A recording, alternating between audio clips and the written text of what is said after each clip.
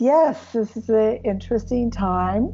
Um, None of us could ever have thought that anything like, I had never thought in my wildest dreams that anything like this would happen. How about you, Danny? Uh, Did you? Definitely not. And I think that's something where you're rolling with the punches. It's almost as if everything that we've done up until this point kind of prepares us to not just get through what we're going through, but also to really take a good look at it for what it really is. And to really see that there is a lot happening in front of us, but also a lot happening behind the scenes. Just like there's a physical component to all these events and to everything happening, there's also the non-physical component as well. Yes, that sounds great. Could you talk a little bit about the non-physical and then I can jump in on that one? Absolutely. There is always an energy that precedes the events that happen in our 3D reality, meaning that they don't just occur and then there's the energy. There's always a prelude, if you will. So my question would be, from an energetic perspective, what do all of these upheavals and unravelings really look like? Well, the first thing that I get, very strong and clear, came in loud: pay attention. They didn't say pay attention to what, but they said pay attention.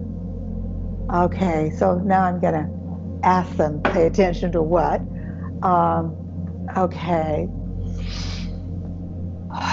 Dear Arcturians, what did you mean by pay attention?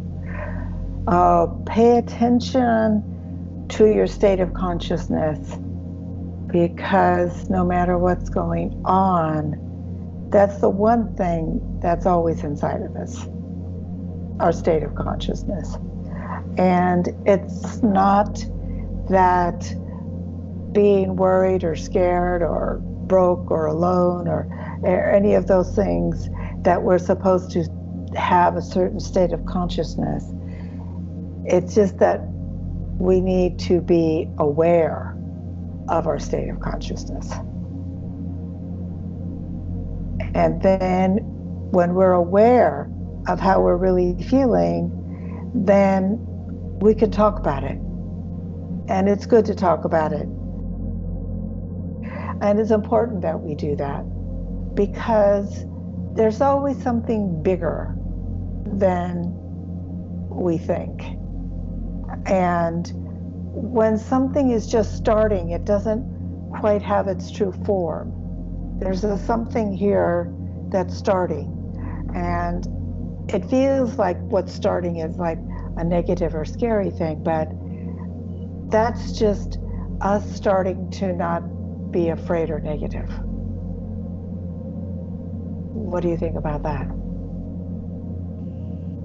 Wow, that definitely is a perspective that is helpful to use to navigate, is that when we can pay attention inwards to our states of consciousness, then it gives us a different perspective on the external.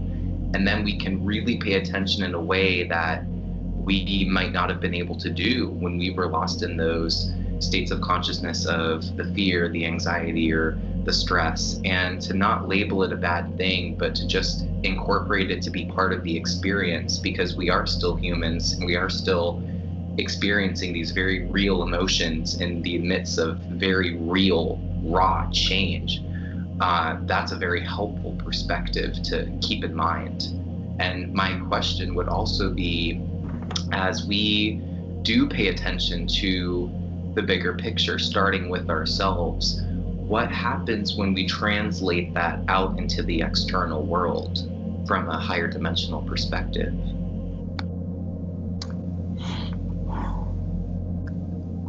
Well, a lot of the fear goes away, because the higher dimensional perspective is that you're not alone. Even if you're physically alone, you're not alone within the universe. And Gaia is a living being, and she's as unhappy about this whole situation as all of her humans are. And she is calling out to the Arcturians and the Pleiadians and the Antareans and the Venusians, and calling out to all of her planetary galactic family to make her strong enough to hold her people within a sense of strength that, yes, this is a very difficult time, and yes, we are getting through it. What would you say about that, Danny? It's better to navigate knowing that you're not alone. And even if you are alone physically, you have guides with you. You have those higher dimensional beings there supporting you. But it can be a little, well, I would say, sometimes not reassuring when, you can't see them. We are so focused on the appearance, the physicality. So maybe you, the Arcturians, could talk a little bit about that, about letting go of our expectations of what we might see versus what we're feeling, like the energy behind connecting.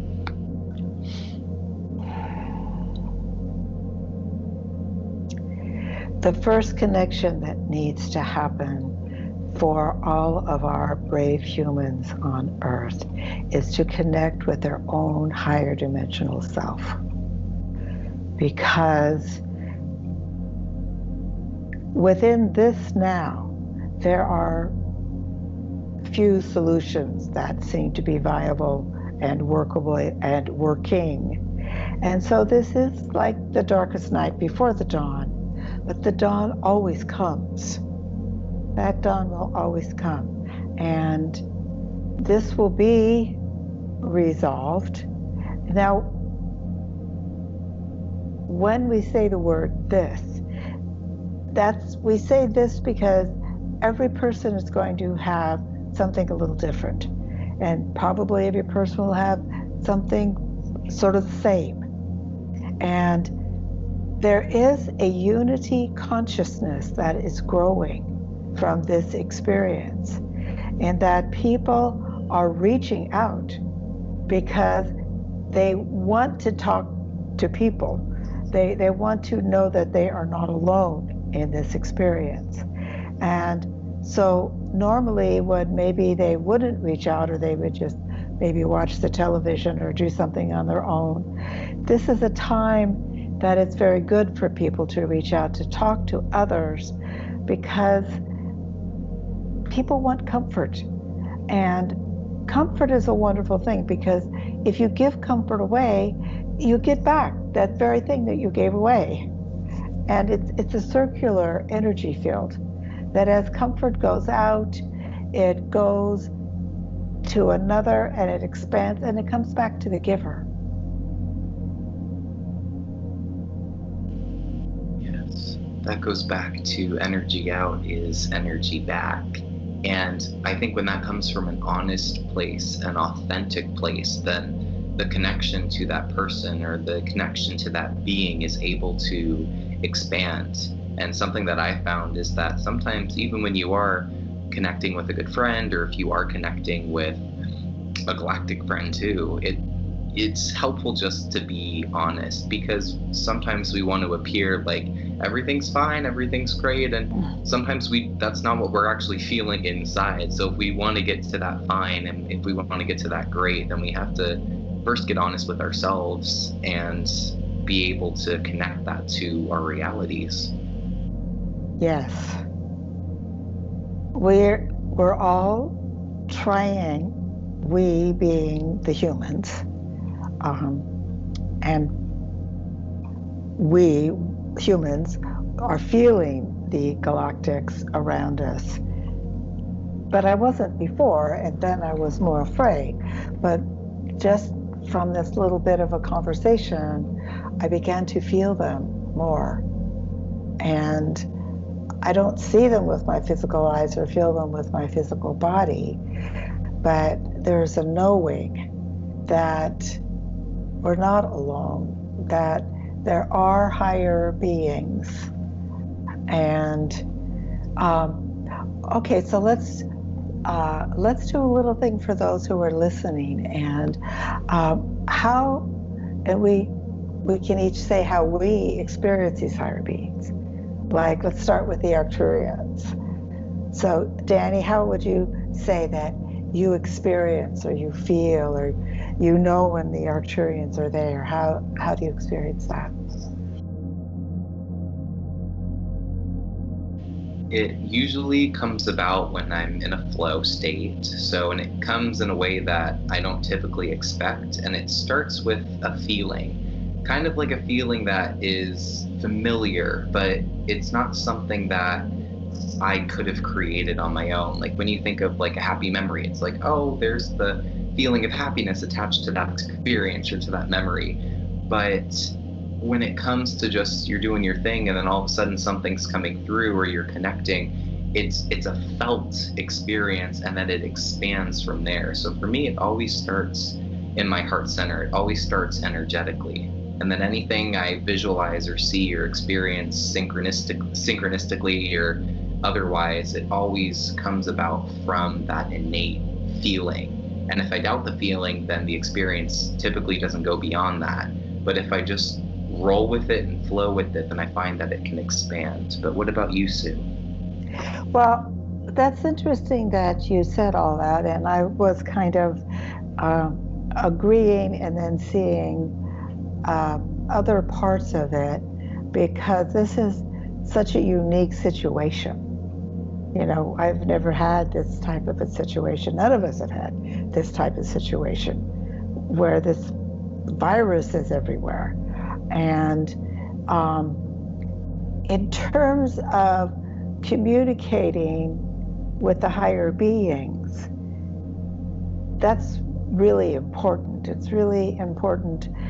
But even though I knew what was important, I ended up calling you so that you would say, let's talk to the higher beings. Because I needed someone to just, you know, hold the ladder while I took that extra step. I'm letting everybody know that I'm feeling vulnerable and I'm worried, and I haven't had this. It's just like something about today just clicked in. And I just want to share that with other people, because sometimes it just clicks in and you're clicked in. And just don't get scared because you're scared, or get sad because you're sad. Just say, okay, and then call a friend. Call somebody, talk to somebody, pet your dog, watch a good movie. Keeping our consciousness as high as possible is very helpful. And at the same time, if we need to just fall apart for a bit, it's okay. We could fall apart for a bit. We could definitely fall apart and then shake it off. And so we have to all get really creative. And I think when this is all over, boy, are we going to be creative people. It will be a planet of extremely creative people. And maybe it will be a planet where people will really all be able to more and more be on that same page of galactics, we are no longer afraid of you. Dear galactics, we want you to land. We want to steer starships. We want to talk to our galactic family in person. And maybe if we all called for that, then whatever energy field it has to rise to in order for them to feel like they could actually land or actually show themselves. I have actually seen them, I think, about 3 times, but just for a moment. But it's good to know that there's other beings. How do you feel about that? It definitely feels better than the alternative of here we are, just the only beings in the entire universe who happen to be going through this massive upheaval. You know, it's more comforting to know that, okay, there are other beings in the universe that are here supporting this. And it makes sense. And I know we've touched on this before in other videos, but I mean, first and foremost, we are connected to everything around us, not just us as humans, but the planet as a whole is connected to all the other planets, all the other systems, all the other stars. And with that knowledge alone, it would only make sense that beings from these different frequencies and these different star systems and locations would be assisting us, because it all impacts this. We're all one. What is gone out is also given back. So it makes sense that we would have that assistance, we would have that support, because we are affecting a whole lot more than just the planet Earth. So it makes sense that there would be these beings that are not only here to support us, but they are us in different frequencies. We are in a place where we see that bound by time and space, but obviously they do not. So it's a totally different perspective that can be hard to adapt to, but it feels better to believe it than to say that nothing else is out there and we're struggling at this alone, even if we don't see them physically. Yes. And we can communicate with them.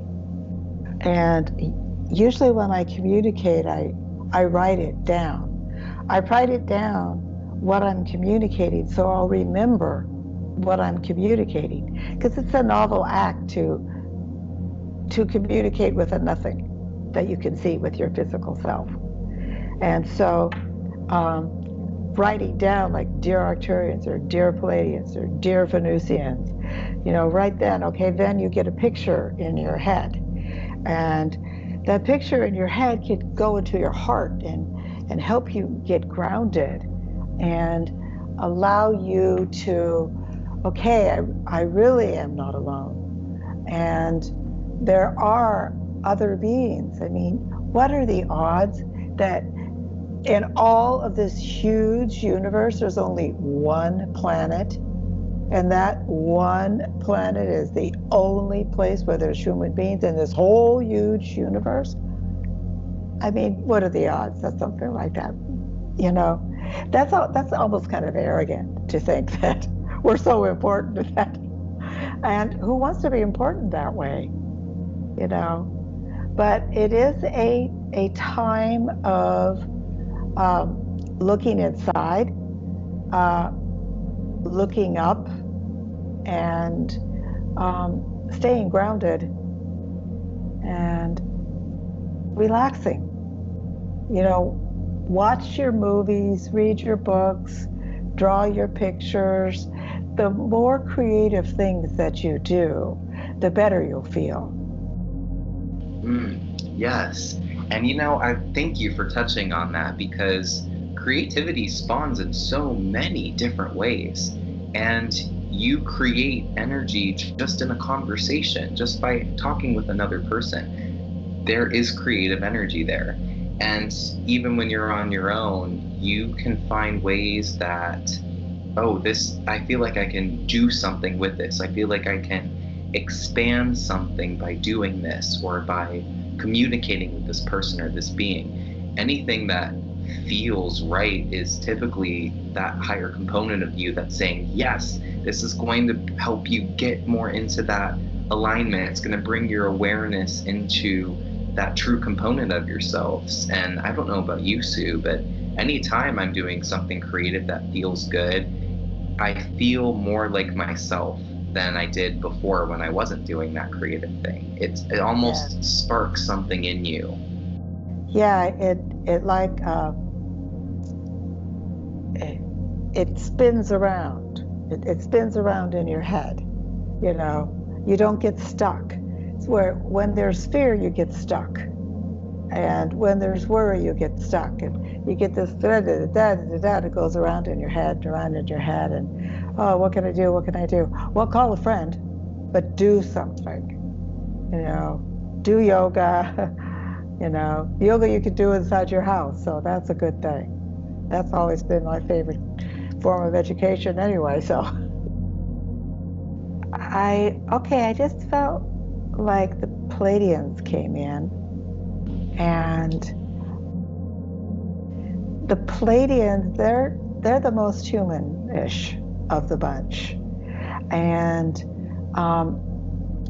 there's the Pleiadians who look like tall humans, and there's the Arcturians that I have been talking with them for ages, and I have no idea what they look like. Have you ever had a vision of what the Arcturians look like? I have occasionally, but only a couple of times, and they appear to me more like energy structures. Yeah. Rather than like with form. But something that I've been getting is that there is still form in energy. Just like there's form and density, there's form and energy too. So that's in an energy, it's a little bit more malleable. So it might not always look the same. They might not always appear the same way, just depending on your state of consciousness or depending on what you're aligned to at the time. But they, to me, usually appear more as a we. I usually like perceive them like light bodies in a group almost every time that we enact. But it was funny that you were mentioning the Pleiadians, because as soon as you said, right as soon as you were about to say Pleiadians, the name Pleiadians came into my head like instantly at the same time, and I was like, oh, so the Pleiadians came in.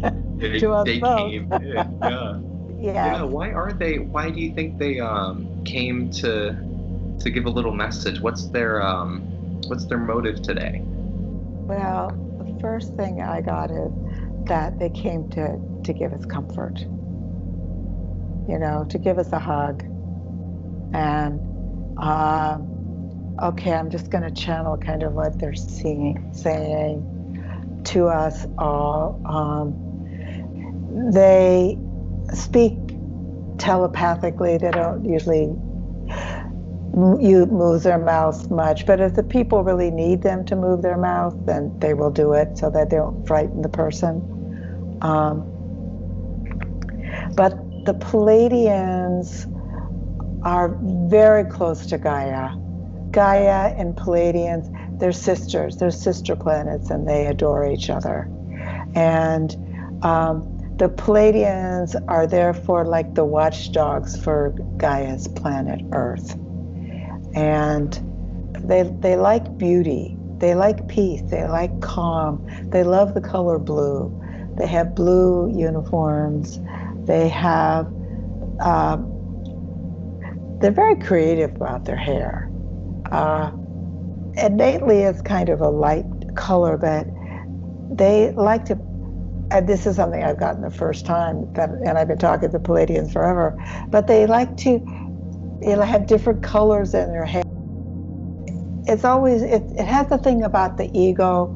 People like to get a haircut and have a certain hairstyle, but it's not just the ego, it's a presentation. And the Pleiadians are the ones that have been and will continue to present themselves to us being the humans on Earth. And the Pleiadians, they stay up in those higher frequencies, and they send down all their energy fields and communicate, and they know, and they help people to ground it at the core of the planet. And the Arcturians, they're like the warriors, but they're not warriors that like battle. They're warriors for peace and warriors for love.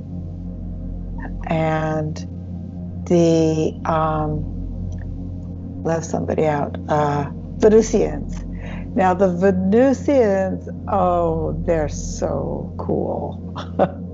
They're so creative, and their world is very different in that sometimes the sky is blue, sometimes the sky is green, and it moves around, and things all move around. And they have big, really big, not castles, but big buildings. And I've been to Venus quite a few times, and a lot of people have been to Venus. And so it's a really good place to go to when we're feeling like I was feeling like. And also for the people that are falling apart, go right ahead. You just get through it.